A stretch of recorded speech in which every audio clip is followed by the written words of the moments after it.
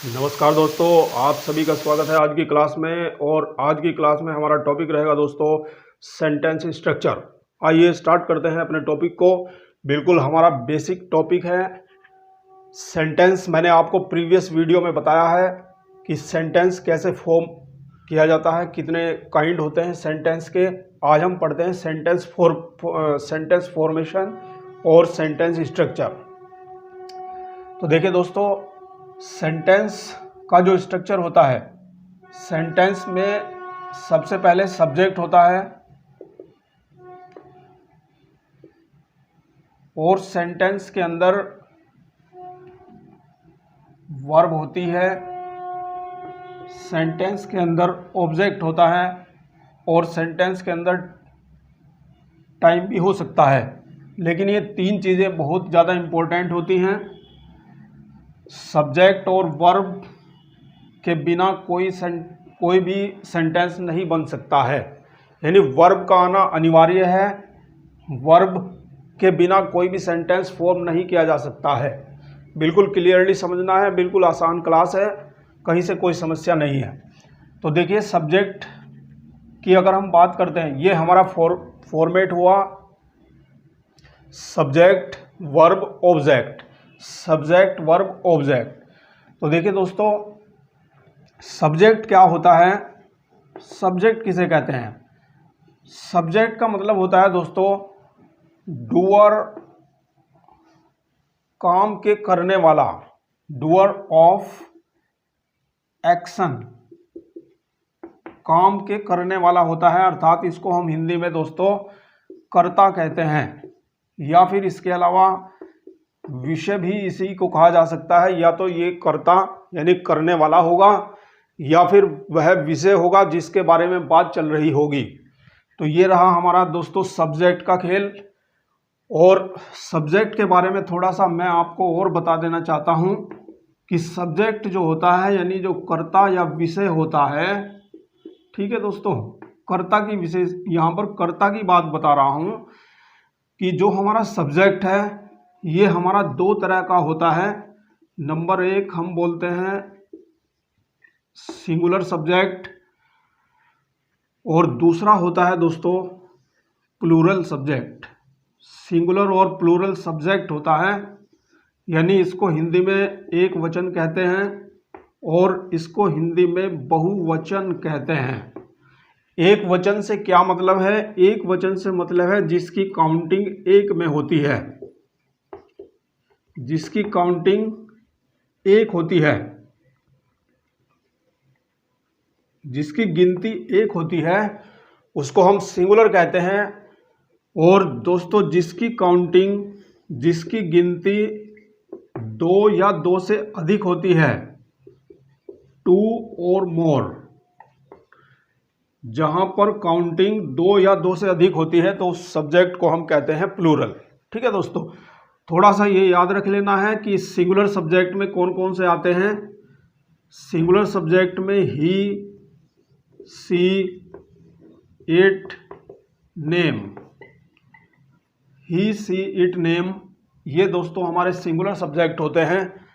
ये आप जानते हैं, ही वह या उसने होता है, ये मेल के लिए यूज़ किया जाता है, और ये सी हमारा फीमेल के लिए यूज़ किया जाता है, वह या उसने। और इट होता है दोस्तों यह, और ये निर्जीव वस्तु के लिए यूज़ किया जाता है। और दोस्तों टाइम के लिए यूज़ किया जाता है, और नाम किसी का भी हो सकता है, राम, श्याम, मोहन, सोहन, सीता, गीता, रानी। ठीक है दोस्तों, बात करते हैं प्लूरल सब्जेक्ट की।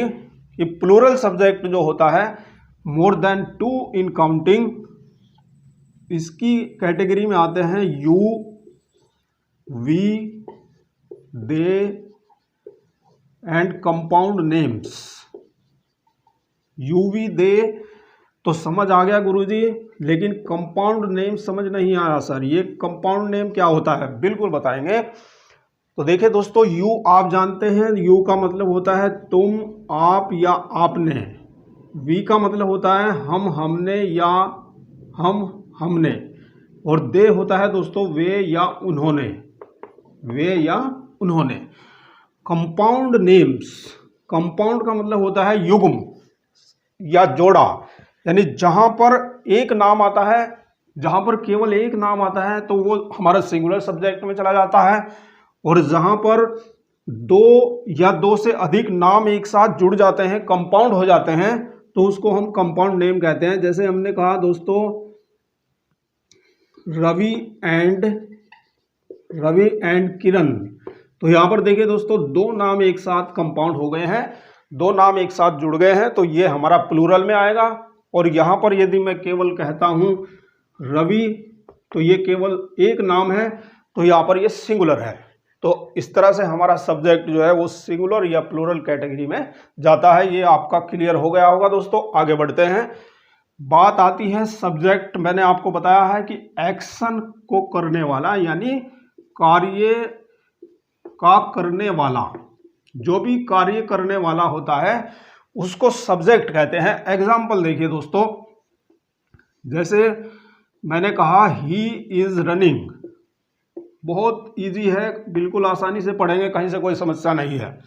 तो देखिए दोस्तों ही इज रनिंग, वह दौड़ रहा है, तो यहां पर दौड़ने वाला कौन है, तो ये दौड़ने वाला ही है, तो इसलिए दोस्तों यहां पर ही सब्जेक्ट है।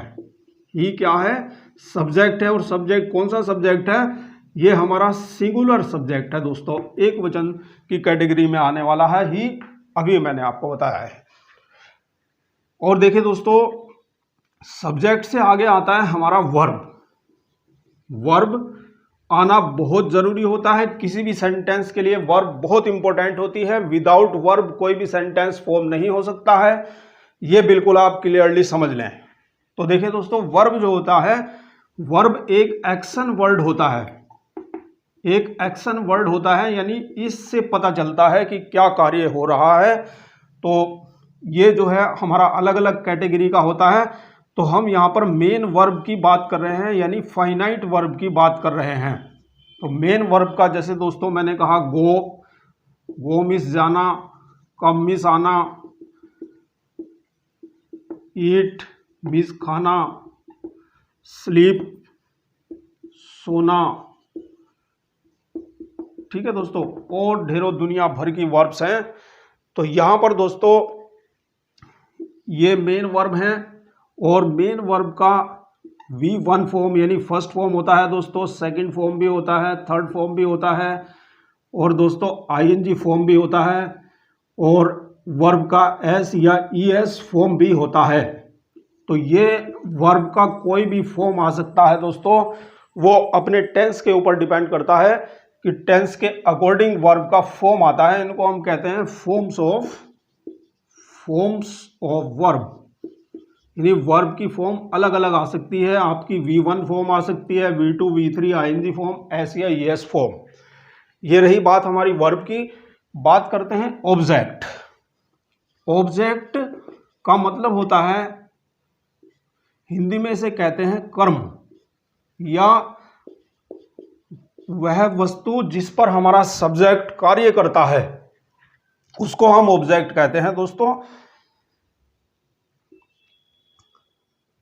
जैसे एग्जाम्पल देखिए, मैंने कहा कि ही drinks the milk, he drinks the milk, वह दूध पीता है। तो यहां पर देखिए पहचान बनाइए दोस्तों, ही क्या है, ही यहां पर मैंने आपको बताया है कि ही सब्जेक्ट है, यानी जो कार्य करने वाला है, जो पीने वाला है वो ही है, तो ये ही सब्जेक्ट है।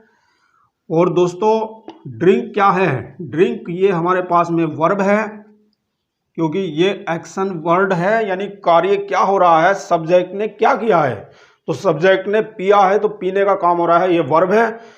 और ये रहा दोस्तों हमारा ऑब्जेक्ट, यानी जिस वस्तु पर हमारे सब्जेक्ट ने कार्य किया है वो हमारा ऑब्जेक्ट कहलाता है दोस्तों। तो यहाँ पर द मिल्क ऑब्जेक्ट होगा।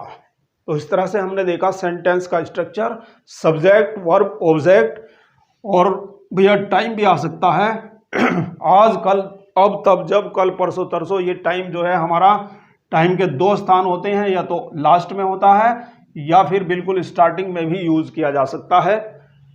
ठीक है दोस्तों, तो इस तरह से हम किसी भी सेंटेंस को फॉर्म कर सकते हैं। इसके अलावा पार्ट्स ऑफ स्पीच की वो सारी चीज़ें वो बीच में आ जाती हैं, यानी इस स्ट्रक्चर में पार्ट्स ऑफ स्पीच की चीज़ें भी आती हैं। जैसे टेंस का अगर हम बात करते हैं टेंस की, तो टेंस में हेल्पिंग वर्ब आ जाता है। मैंने आपको बताया है वर्ब, मेन वर्ब आता है, मेन वर्ब आता है या हेल्पिंग वर्ब आता है। ठीक है दोस्तों, वर्ब आती है मेन वर्ब, फिर ऑब्जेक्ट आता है, और इसके अलावा पार्ट्स ऑफ स्पीच से हमारा आर्टिकल आ सकता है, प्रेपोजिशन आ सकता है, कोई कंजंक्शन आ सकता है। तो इस तरह से हम सेंटेंस स्ट्रक्चर देखते हैं और सेंटेंस को फॉर्म किया जा सकता है। आज का वीडियो आपको कैसा लगा कमेंट करके कमेंट सेक्शन में बताइएगा दोस्तों। Thank you very much for watching this video. मिलते हैं नेक्स्ट वीडियो में नेक्स्ट सेशन में।